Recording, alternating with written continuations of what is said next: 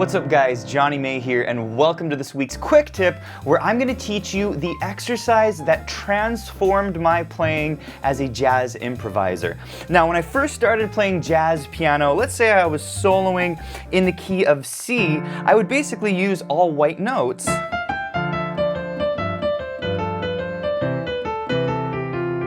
And I was so frustrated because I couldn't figure out how the jazz professionals could get those cool jazzy sounding notes, which are basically these black notes, until I discovered enclosures.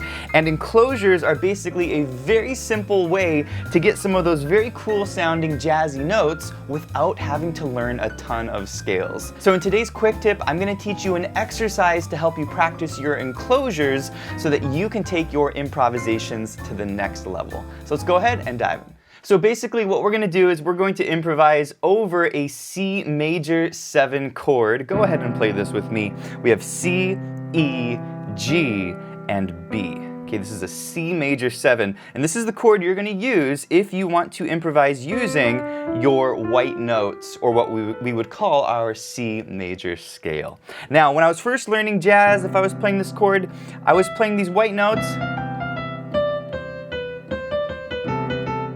And it sounds kind of vanilla. So how do we get some of those cooler sounding notes? Well, we want to use enclosures. So what is an enclosure? Well, on a very basic level, an enclosure is where we take any one of these notes of our C major 7 chord and we enclose it with the surrounding notes. So for example, let's say I wanted to enclose the B on this chord. We call this the 7th of a C major 7 chord. Well, there's two ways to do this. One, I can enclose it from the top, meaning I start on the note just above it, the C, and then I go to the note just below it, which is the B flat, and then we come back up to the B.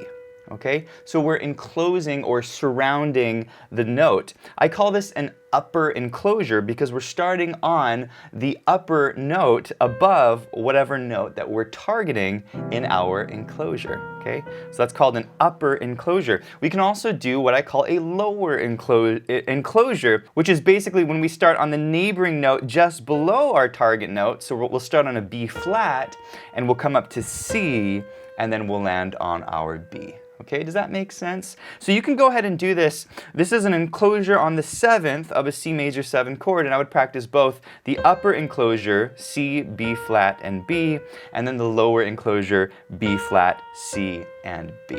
Okay. I do want to mention, guys, that the lesson sheet music up here on the top left of the screen is downloadable and printable over at pianowithjonny.com. You can also change the key with a click of one button. I do want to move on and talk about how to enclose the 5th. Let's say you wanted to enclose the G on this chord. Well, you can use an upper enclosure, which is basically a G sharp or an A flat, down to a G flat, and then to a G. Or you can use a lower enclosure, which is G flat, A flat to G. Okay? So it's the same concept. We're using the surrounding notes, which are just a half step away from our target note, to surround or enclose the note. And this is basically how we get some of these black notes in our playing. So I would practice your upper enclosure and your lower enclosure. Let's go ahead and practice the 3rd. How would I enclose the 3rd of a C major 7 chord? Well, let's try the upper enclosure first. We'll start on the note just above the E, which is an F. Then we go E flat, and then up to E. Let's try it the other way. Let's do the lower enclosure. Let's go E flat, F to E. You can practice both of those. And finally, our last enclosure, we can enclose the root of this chord, the C. And the way I would do this is first with an upper neighbor. So we want to enclose that C. So we go C sharp, B, C. Or we go the other way, we go lower enclosure, which is B, C sharp to C. Okay? So guys, these are all 4 of the enclosures that you would use on a C major 7 chord. Now you might be thinking, Johnny, you know, can I enclose the other notes in my C major scale? Could I enclose, for example, the A or the F or the D? Yes, you could, but it is not very common to do this. You want to generally enclose notes that belong to the chord. These are the strongest notes of the chord, and it's a very effective technique to enclose these notes because these are very resolved sounding notes, or what we call consonant notes of the chord. So these black notes are very dissonant, and we want to resolve to a very consonant note, which should be one of these 4 notes. Okay, so keep this in mind. By the way, if you guys are enjoying this lesson, please give it a thumbs up, and if you're new to the channel, hit that subscribe button for more videos just like this. All right, guys, so those are the enclosures. I want you to practice these. I want you to be very confident with these. You should be able to enclose your 7th from the top, from the bottom. You should be able to enclose your 5th from the top or the bottom, the 3rd from the top or the bottom, and you want to be able to enclose the root from the top or the bottom, okay? And you can jump around. You can practice maybe the 3rd, maybe the 5th, maybe enclosing all of them from the bottom.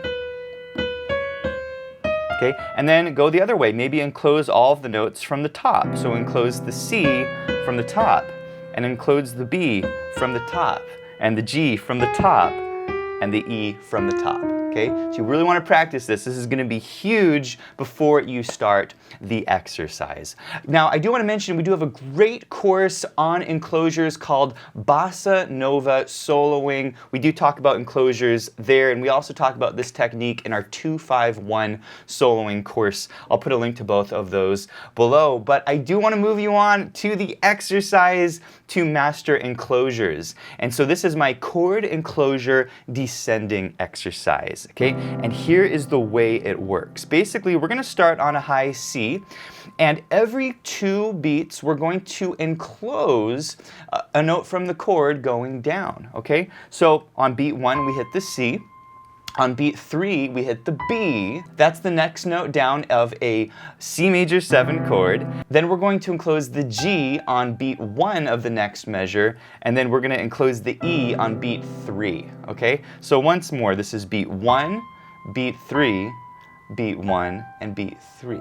Okay? Or you can think of it 1, 2, 3, 4, 1, 2, 3, 4. Does that make sense? Okay, so those are our targets. Make sure you keep this in mind. Now, what we're going to do is we're going to descend down the C major scale 1 and the beat before our target note, we're going to start our enclosure. So we have 1 and, we're on beat 2, we have to enclose the B on beat 3. So let's go ahead and enclose this B. And we're going to go ahead and use a lower enclosure here. We'll go B flat, C, B. Does that make sense? So once more, 1 and we're going to enclose our B with the lower enclosure, B flat, C, B. That's going to be beat 3. So 1 and 2 and 3. And now we're going to continue down the scale, 3 and now on beat 4, we're going to start our enclosure for the G, because that's going to land on beat 1 of the next measure. So let's enclose from the top. Let's go G sharp, F sharp, G. That's going to be beat 1. So here's what we have so far. 1 and 2 and 3 and 4 and now we're going to start on the G, 1. Let's continue down our C major scale, 1 and now we're going to enclose the E. The E is coming up on beat 3, so we're going to go 2 and, that's that lower enclosure, and then 3 and then 4, we're going to enclose our C. Let's use the upper enclosure, which is C sharp, B. And finally, we end on C, which is where we started, okay? So let's do that last measure once more. We'll start on the G. So G, F, and then enclose the E from the bottom, E flat, F, E, D, and then enclose the C from the top, D flat, B, C. Okay, does that make sense? So this is the full exercise. We'll start from the top. Do pay attention to my fingering here. This is pretty important. We'll start finger 4 on the C. So 1 and 2 and 3 and I do a thumb there on the A. And then this is really important. 4 finger on the G sharp. 4 and then we're going to go 4th finger on the G. 1 and 2 and I go 4th finger there on the F, and then I go E, 3rd finger, thumb on the D, and then 4 on the C sharp down to B, 3rd finger, and then back to the C, okay? So the fingering really matters here. You want to pay attention. We did write the fingering here in the lesson sheet music. And guys, that is pretty much the exercise. We're going to add some left hand here in a minute, but you want to get this to a pretty fast tempo. So start about here, 1 and 2 and 3 and 4 and 1 and 2 and 3 and 4 and 1. You can go slower than that. I give you a tempo range, 80 to 200 beats per minute. 200 is about the fastest I would go. But we did include some backing tracks along with this lesson. So let's go ahead and load a couple of these. Here's the slowest one at 80 BPM. Go ahead and try playing along with me. And here we go. 1, 2, 3, 4, 1, 2, 3, 4. Okay, pretty nice. Let's go ahead and play with the fastest backing track. There's 4 backing tracks here. This one's at 200 BPM.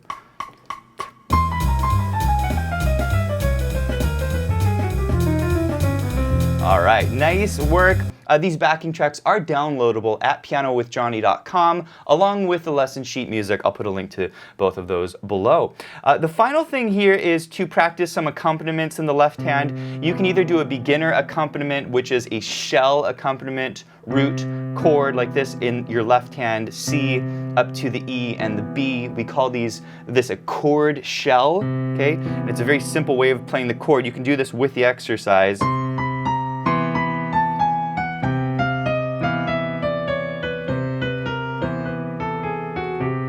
Okay, basically I'm just jumping up to the chord, 1 and 2 and. You want to hit it on the and of beat 2. If you want to learn more about chord shells, you can do a deep dive over at Piano with Jonny and learn them in all 12 keys.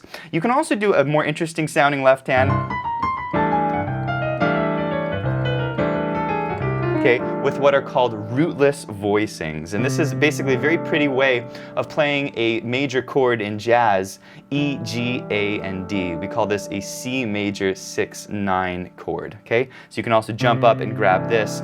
If you don't know your rootless voicings, this is very important if you want to play at an intermediate level. You can do a deep dive on this over at Piano with Jonny. So here is the exercise once more. We'll do the exercise at 120 BPM with some chord shells and then rootless voicings.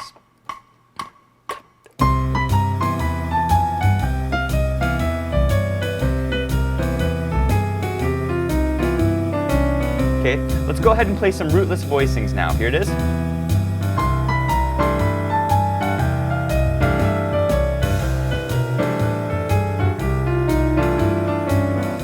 All right, once you have these exercises down, you're feeling pretty good about it, let's go ahead and try soloing with this idea. And here's the basic concept, guys.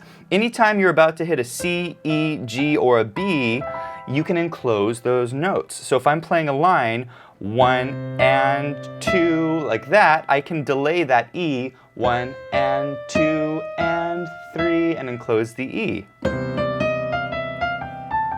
Isn't that so much more interesting? I can also come the other way. I can go and enclose the E from the bottom. Bottom, top, to the middle, okay? I can enclose the G, right? Like that. Or I can come from the top. See what I did there?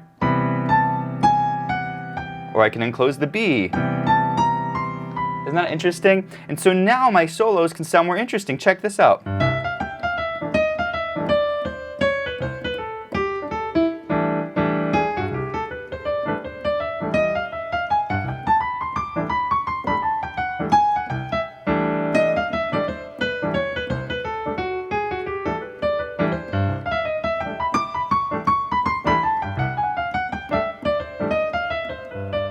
All right, guys, this concludes this week's quick tip. And if you enjoyed this lesson, I want to encourage you to check out pianowithjonny.com. We have over 800 step-by-step lessons in jazz swing, Latin jazz, cocktail jazz, theory, technique, improvisation. It is the full learning platform for all playing levels.